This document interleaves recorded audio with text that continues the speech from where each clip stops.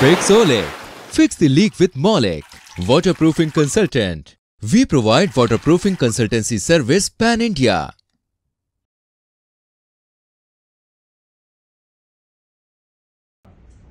Hello friends, myself Maulik Choksi. My brand is Fixolic. Fixolic, fix the leak with Maulik. हम लोग basically ये जो water proofing में leak proof healthy India mission चलाते हैं, उसका मेन हमारा विजन मिशन ये है कि इंडिया में होने वाला हर एक इन्वेस्टमेंट, जो भी पूरे इंडिया में इंफ्रास्ट्रक्चर बन रहे हैं, प्रोजेक्ट्स बन रहे हैं, बिल्डर्स बना रहे हैं, डेवलपर्स बना रहे हैं, इंटीरियर्स हो रहा है, जो भी एग्जिस्टिंग आर्कियोलॉजिकल बिल्डिंग्स है, R&B डिपार्टमेंट है, ब्रिजेस है, डैम्स है, वो सब में जो कंस्ट्रक्शन हो रहा है, उसमें जो इन्वेस्टमेंट वाटर प्रूफिंग में हो रहा है, वो कहीं ना कहीं सही मायने में सही प्रोडक्ट यूज हो, उसकी अवेयरनेस के लिए हम leak proof healthy India mission run कर रहे हैं। आज मैं इसी मोड पे बहुत साल से, डिकेड्स से जो वाटर प्रूफिंग हो रहा है, कई सालों से, तो कई वर्षों से जो वाटर प्रूफिंग हो, उसमें जो क्या मिथ्स है, what are the myths in waterproofing, ऐसे कुछ 25 मिथ्स ऑफ वाटर प्रूफिंग आज हम इस वीडियो में जानेंगे। Myths of water proofing. Point number 1, ceiling cracks is enough, माने कि सिर्फ क्रैक भर देना वो पर्याप्त है। क्रैक भरने से सिर्फ वहाँ से crack as the time goes open up होगी, पर पूरा का पूरा वाटर प्रूफिंग का कॉम्प्रहेंसिव सिस्टम करना पड़ेगा, अदरवाइज क्रैक्स भरना इनफ है, that is myth. Point number 2, waterproofing is only for buildings, माने हम ऐसा समझते हैं कि वाटर प्रूफिंग सिर्फ और सिर्फ बिल्डिंग्स के लिए है। ऐसा कहीं भी सही नहीं है, क्योंकि archaeological monuments, industry, airport, docks, harbours, bridges, tunnels, canals, cement plants, steel plants, industry, सब इंडस्ट्री के लिए, और कोई भी इंफ्रास्ट्रक्चर जो एग्जिस्टिंग हो रहा है, बन रहा है, या फिर एग्जिस्टिंग है, वो सब में वाटर प्रूफिंग ज़रूरी है। Point number 3, water proofing is only for basement, माने हम ऐसा समझते हैं कि सिर्फ और सिर्फ बेसमेंट के लिए वाटर प्रूफिंग ज़रूरी है। ऐसा नहीं है, बेसमेंट से भी लीकेज हो सकता है, और अबाव बेसमेंट लेवल, माने टेरेस, पोडियम्स, वो सब में भी लीकेज हो सकता है। तो it is the myth that water proofing is only for basement. Point number 4, water proofing is only for new construction. हम कहीं ना कहीं ऐसा समझते हैं कि वाटर प्रूफिंग सिर्फ और सिर्फ नए बिल्डिंग्स या नए कंस्ट्रक्शन के लिए। वो पुराने कंस्ट्रक्शन को भी डैमेज कर सकता है, और उसमें भी उतना ही आवश्यक है, क्योंकि हर बार कोई भी पुराना बिल्डिंग तोड़ के नया बनाना संभव नहीं है, और it is not at all practically viable. Point number 5, waterproofing is only necessary in wet climates, माने हम कहीं ऐसा समझते हैं, या हमारे माइंड में ऐसा थॉट है कि जो गीलापन वाला एटमॉस्फेयर है, जहाँ पानी है, वहीं हमको वाटर प्रूफिंग करना चाहिए। नहीं, ड्राई एरिया में भी हमें वाटर प्रूफिंग करना चाहिए, क्योंकि प्लम्बिंग की लाइन कभी कभी ओकेजनली नहीं होती है, इंटरनल एरिया है, वहाँ भी वाटर प्रूफिंग ज़रूरी है। Myth number 6, water proofing is expensive. हम समझ रहे हैं कि वाटर प्रूफिंग बहुत महंगा है। Sometimes it is like so, कि कभी कभी शुरुआत में ये महंगा लग सकता है, पर at the end of the day, at the end of the service life of the structure, water proofing is बहुत बहुत बहुत सस्ता है, and it's an investment, not at all and expense. Water proofing expense नहीं है, वो एक आपका इन्वेस्टमेंट है। Point number 7, water proofing last for ever.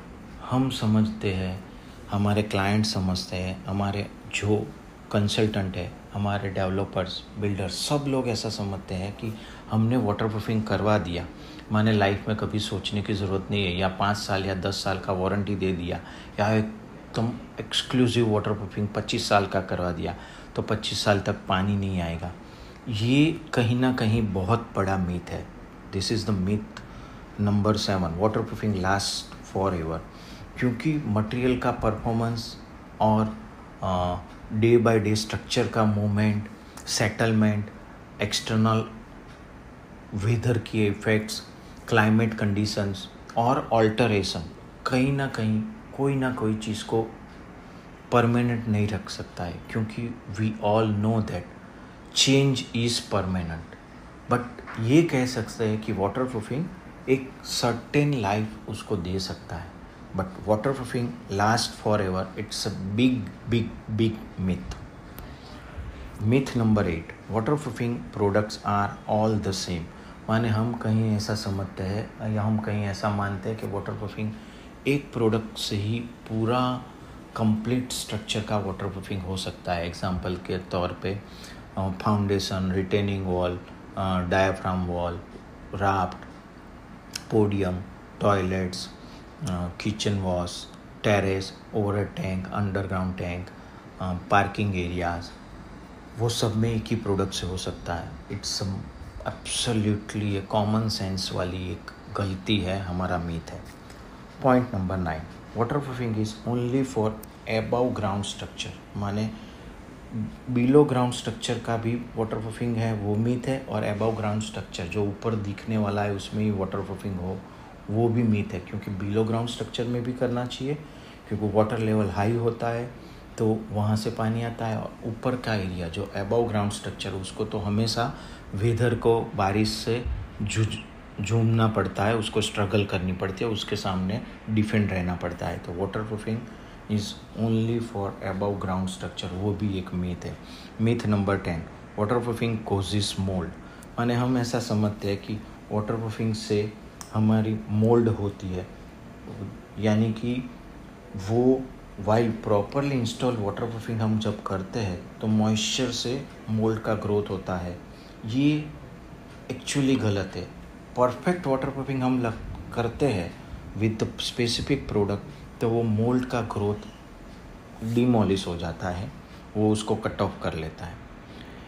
Point number 11, यानी कि myth number 11, waterproofing all membranes are the same. माने एक ही मेम्ब्रेन से हम सही कोई भी जगह पे काम कर सकते हैं, या वही मेम्ब्रेन सब में चल सकती है। ये कहीं ना कहीं गलत है, क्योंकि मेम्ब्रेन का मटेरियल कंपोजिशन अलग होता है, उसकी थिकनेस अलग होती है, उसकी परफॉर्मेंस कैरेक्टरिस्टिक्स अलग होती है। So right membrane is to be used with the right product, क्योंकि हमें कितने एरिया तक, कौन सा हमारा अल्टीमेट गोल है, हमारा सुपर फिनिशिंग प्रोडक्ट क्या आ रहा है, उस हिसाब से रिवर्स इंजीनियरिंग करके हमें वाटर प्रूफिंग को चूज़ करना पड़ता है। कौन सी प्रोडक्ट यूज़ हो, कौन सी मेम्ब्रेन यूज़ हो, ये हमें सिलेक्ट करनी पड़ती है। This is our art, how we can use the product. Point number 12, waterproofing is only necessary during construction. हम ऐसा समझते हैं कि अभी काम शुरू हो रहा है तभी हम वाटर प्रूफिंग कर सकते हैं।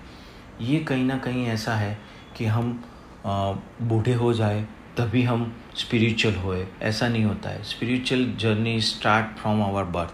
हम शुरुआत से, बचपन से ही स्पिरिचुअल होते हैं तो ही हम लास्ट जाके स्पिरिचुअलिटी के पाथ पे चल सकते हैं। ऐसा ही वाटर प्रूफिंग में है कि वाटर प्रूफिंग सिर्फ और सिर्फ कंस्ट्रक्शन के दौरान करना पड़े ऐसा नहीं है। कंस्ट्रक्शन के दरमियान तो करना ही पड़ता है, उसके बाद उसका मेंटेनेंस के लिए एज वेल एज वो डिकेड नहीं हो उसके लिए उसका AMC के हिसाब से एनुअल मेंटेनेंस या टाइम के टाइम 2 साल 3 साल का मेंटेनेंस के हिसाब से वाटर प्रूफिंग करना चाहिए।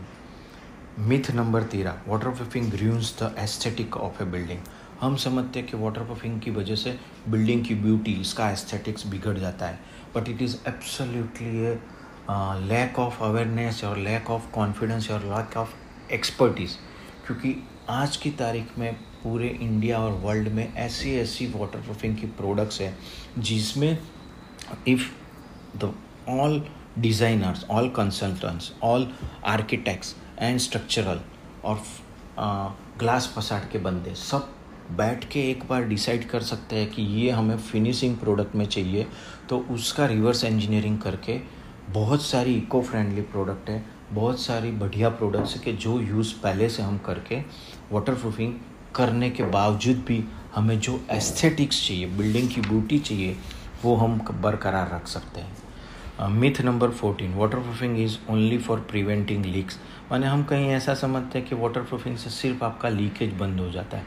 ये भी एक गलत चीज़ है। लीकेज तो बंद होता ही होता है, पर उसके अलावा उसकी सर्विस लाइफ बहुत ज़्यादा बढ़ती है।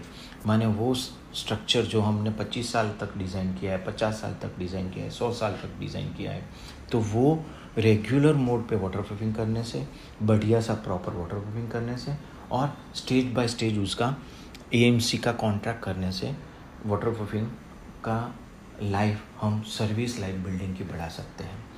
Myth number 15, water proofing is only necessary for buildings near water bodies. माने कहीं सलाइन एरिया है या कोई वाटर एरिया है या कहीं हमारा स्विमिंग पूल आ रहा है, फाउंटेन आ रहा है, ओवर टैंक आ रही है, तो उसमें ही वाटर प्रूफिंग करना चाहिए। ऐसा नहीं है, क्योंकि स्विमिंग पूल या वाटर बॉडीज़ भी लीकेज हो सकती है और कहीं कुछ भी नहीं आ रहा है तो भी वहाँ से भी पानी आ सकता है। तो इट इज़ कॉमन सेंस कि वाटर प्रूफिंग पूरे बिल्डिंग में कहीं से भी पानी आ रहा है वो सभी एरियाज़ में करना चाहिए। Myth number 16, waterproofing makes building completely impervious to water. माने वाटर प्रूफिंग करने से बिल्डिंग में कभी भी एक बूंद पानी नहीं आएगी, सीपेज नहीं आएगी, डैम्पनेस नहीं आएगी, ऐसा मानना सरासर गलती है कि हमारे पास पैसा है, हमारे पास ब्यूटी है, हमारे पास बैंक बैलेंस है तो हम लाइफ में सबसे खुश रह सकते हैं। It is never ever like that, क्योंकि ये माया में रह के लाइफ को और आपकी एंथुजियाज़म और पीस को मैनेज करना, इट्स ए क्रिटिकलिटी।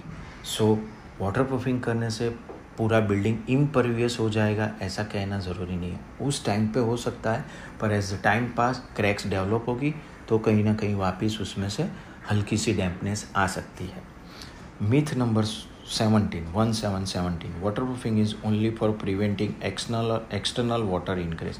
माने बाहर की दीवार से पानी आना, कि बाहर की सतह से पानी आना, उसके लिए ही वाटर प्रूफिंग करना चाहिए। वो भी एक गलत है, क्योंकि कई जगह पे हमारे बिल्डिंग्स में पूरे इंडिया में राइजिंग डैम्पनेस या कैपिलरी एक्शंस के बहुत सारे प्रॉब्लम्स हैं, कि जिसमें बाहर की नहीं, घर की अंदर की दीवार जहाँ कोई प्लम्बिंग लाइन नहीं हो, कोई इलेक्ट्रिक लाइन नहीं हो, कोई भी लाइन लीकेज वाली नहीं होती है, तो भी नीचे से राइजिंग डैम्पनेस या कैपिलरी एक्शन से पानी आता है। आप फिक्सोलिक में what is rising dampness and what are the solutions of the rising dampness या कैपिलरी एक्शन, वो मेरी यूट्यूब पे बहुत डिटेल में दोनों वीडियो में देख सकते हैं। Myth number 18, water proofing is only necessary for buildings with flat slab. माने आपका फ्लैट स्लैब है तो ही आपको वाटर प्रूफिंग करना चाहिए, क्योंकि फ्लैट स्लैब में पानी रुकता है इसलिए वाटर प्रूफिंग करना चाहिए, ऐसा ज़रूरी नहीं है। अगर आपका स्लोपिंग रूफ है तो पानी बह जाने वाला है, पर स्लोपिंग रूफ का कहीं ना कहीं प्रॉब्लम ये होता है कि कास्टिंग में इतनी सारी एरर आती है कि जिससे आपके स्लोपिंग रूफ सही कास्ट नहीं हो पाता है। माने वाटर प्रूफिंग फ्लैट रूफ्स में भी करना चाहिए, स्लोपिंग रूफ में भी करना चाहिए। Point number 19, waterproofing is harmful to the environment. हम ऐसा समझ रहे हैं कि वाटर प्रूफिंग करने से एनवायरनमेंट में हाजार्डस थिंग्स होती है या कुछ एनवायरनमेंट को हम डिमोलिश करते हैं या कहीं उनको फेवर नहीं दे सकते, ऐसा नहीं है। वर्ल्ड में, इंडिया में बहुत सारी कंपनी है जो इको फ्रेंडली मटेरियल बनाती है, जिससे वाटर प्रूफिंग में कहीं ना कहीं कुछ भी इश्यू सालों तक, हज़ारों साल तक नहीं आते, क्योंकि वो पूरे की पूरी प्रोडक्ट इको फ्रेंडली होती है। Myth number 20, water proofing is a do it your self, DIY, do it your self job बोलते हैं, कि ये भी गलत है कि वाटर प्रूफिंग कंपनियाँ या कोई भी प्रोडक्ट बनाती है उसका वीडियो बनाया और किसी को बोल दिया, कोई भी पेंटर को या कोई कलर वाले को या कोई प्लम्बर को, आप ये देख के उसको वाटर प्रूफिंग बना लो या कर लो तो उससे वाटर प्रूफिंग हो सकता है, ऐसा नहीं है। It should be the proper product के साथ प्रॉपर स्किलफुल पर्सन ही काम करेगा, जो उसका एक्सपर्ट होगा, जो इसका एक्सपीरियंस रखेगा, वो बंदा काम करेगा तो ही वो प्रोडक्ट का रिजल्ट मिल पाएगा। माने कोई भी बंदा वाटरप्रूफिंग करे वो सही नहीं है। आपको वाटरप्रूफिंग एजेंसी भी सही एक्सपीरियंस लेनी पड़ेगी और वाटरप्रूफिंग कंसल्टेंट्स भी रखने पड़ेंगे, जिससे कि आपका पूरा बिल्डिंग जिसकी कॉस्ट करोड्स में होती है और इस सब की कॉस्ट उसके आगे एकदम निग्लिजिबल है। तो वाटरप्रूफिंग सही मायने में सही कंसल्टेंट्स के साथ एज वेल एज सही एक्सपीरियंस एजेंसी के साथ कराना चाहिए, क्योंकि हम भी कभी कभी हमें कोई बीमारी होती है तो हम कोई बहरा वैद्य या BHMS को नहीं दिखाते हैं, हम एक्सपर्ट को दिखाते हैं, हम उसके MD फिजिशियन को दिखाते हैं। This is somewhat like that कि अगर आपका वाटरप्रूफिंग फेल हो रहा है तो आपके बिल्डिंग में कैंसर हो रहा है। Myth number 21, waterproofing is unnecessary if A building has good drainage. अगर आपकी ड्रेनेज सही है तो आपको वाटरप्रूफिंग नहीं करना चाहिए।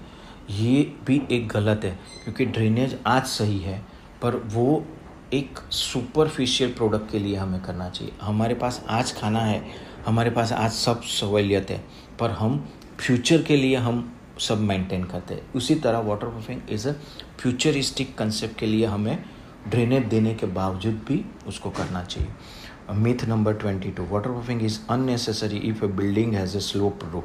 स्लोपिंग रूफ में बिल्डिंग में वाटरप्रूफिंग है तो नहीं करना चाहिए। वो मैंने आपको आगे ही बता दिया कि स्लोपिंग रूफ में भी करना चाहिए और फ्लैट रूफ में भी करना चाहिए। Myth number 23, waterproofing paint is sufficient for prevent water ingress. माने वाटरप्रूफिंग पेंट हम करते हैं तो वो वाटर इनग्रेस बाहर से नहीं लाएगा। ये भी एक सर्टेन अमाउंट तक सही है, क्योंकि वाटरप्रूफिंग पेंट की थिकनेस रेगुलर पेंट से काफ़ी ज़्यादा होती है, उसकी इलोंगेशन ज़्यादा होता है, उसमें इम्परमिएबल मटेरियल के पैरामीटर ज़्यादा होते हैं। पर अगर क्रैक्स है, आपका सिस्टम में कहीं एरर है, स्ट्रक्चरल में कोल्ड जॉइंट्स है, तो वो पूरा कंप्लीट सिस्टम बनाते हैं तब जाके पेंट सफिशिएंट है। Myth number 24, waterproofing is a one size fits all solution. माने एक ही तरीके से हम वाटरप्रूफिंग करके कोई भी कंपनी की एक ही प्रोडक्ट से हम वाटरप्रूफिंग करें तो ये गलत है, क्योंकि लोकेशंस के हिसाब से, क्लाइमेट कंडीशन के हिसाब से, कंस्ट्रक्शन मटेरियल के हिसाब से सब चीज़ अलग अलग हो जाती है। क्योंकि कोई चीज़ जो नॉर्थ में, यानी हम ऐसा समझे कि जो हिमालय में चलती है कोई प्रोडक्ट, वो प्रोडक्ट अहमदाबाद में नहीं चल सकती है, गुजरात में नहीं चल सकती है, क्योंकि वहाँ का क्लाइमेटिक कंडीशन अलग है, वहाँ के लेबर का एक्सपीरियंस अलग है। वही प्रोडक्ट वहाँ सेम परफॉर्मेंस नहीं दे पाती है। सो this is one of the myth. And the last but not the least, myth number 25, waterproofing can fix structural issues and plumbing issues. माने structural issues waterproofing nullify कर सकता है, ये गलत है। structure is a heart of the building, so heart cannot be replaced by eye or heart cannot be replaced by your hand. Heart is the one prime factor, eye is also one of the prime factor of the body. Same way structural issues waterproofing कभी nullify नहीं कर सकता है। उसके लिए strengthening और पूरी process structural consultant के साथ मिल के, आर्किटेक्ट के साथ मिल के करनी चाहिए। प्लम्बिंग इश्यूज़ भी वाटरप्रूफिंग नलीफाई कर सकता है, ऐसा कहना गलत है, क्योंकि कंसील लाइन में कभी ना कभी हम वाटरप्रूफिंग पूरे बाथरूम में एग्जांपल के तौर पे अंदर से करते हैं, और हमारी कंसील लाइन बाथरूम में जहाँ वाटरप्रूफिंग किया उसके अंदर होती है, कंसील में होती है। अगर लीकेज वहाँ से है तो वो बाईपास में ही कभी ना कभी स्लैब में से नीचे आ जाती है। तो प्लम्बिंग के हर एक इश्यूज़ को और स्ट्रक्चरल हर एक इश्यूज़ को वाटरप्रूफिंग सॉल्व कर सकता है, ऐसा कहना गलत है। इन जनरल हम कभी मानते हैं कि हम वाटरप्रूफिंग बढ़िया सा कर लिया, अच्छी प्रोडक्ट से कर लिया, अच्छी ब्रांड से कर लिया, स्पेशलाइज एजेंसी से भी कर लिया, माने हमारी सर्विस लाइफ 5 साल की है, 10 साल की है, 15 साल की है, 20 साल की है, 25 साल की है, तो 25 साल तक हमें कभी भी वाटर लीकेज नहीं होना, ऐसा 100% गलत है, क्योंकि उसमें बहुत सारे पैरामीटर्स काम करते हैं। कभी उसके बाद ऑल्टरेशन किया हुआ होता है, कहीं उसके बाद मोमेंट में बाहर दीवार में क्रैक हुई होती है, कहीं हमने टाइल के जॉइंट्स खुल जाते हैं, कहीं कोई जगह पे ड्रिलिंग हो जाता है। बहुत सारे पैरामीटर्स को आइडेंटिफाई करके हम कह सकते हैं कि ये गलती एक्चुअली वाटरप्रूफिंग की वजह से है या फिर किसी अननेसेसरीली कई अनवांटेड थिंग्स हो गई है जिसकी वजह से है. This all are the myths of waterproofing. So आज हमने जाना कि मिथ्स ऑफ वाटरप्रूफिंग क्या है, जो एज ए कंसल्टेंट या कॉन्ट्रैक्टर्स ऑफ वाटरप्रूफिंग या फिर हम डेवलपर्स या फिर हम क्लाइंट के तौर पे हम ऐसा सोच रहे हैं, जो कहीं ना कहीं हमारी एक मिथ है, वो हमें समझना चाहिएगा और उस हिसाब से हमें उसके सॉल्यूशंस पे फाइंड आउट करना चाहिएगा. तो once again thank you for being with me. This is Fixolic, Fix the Leak with Maulik. Connect us on Fixolic. We provide waterproofing consultancy service pan India.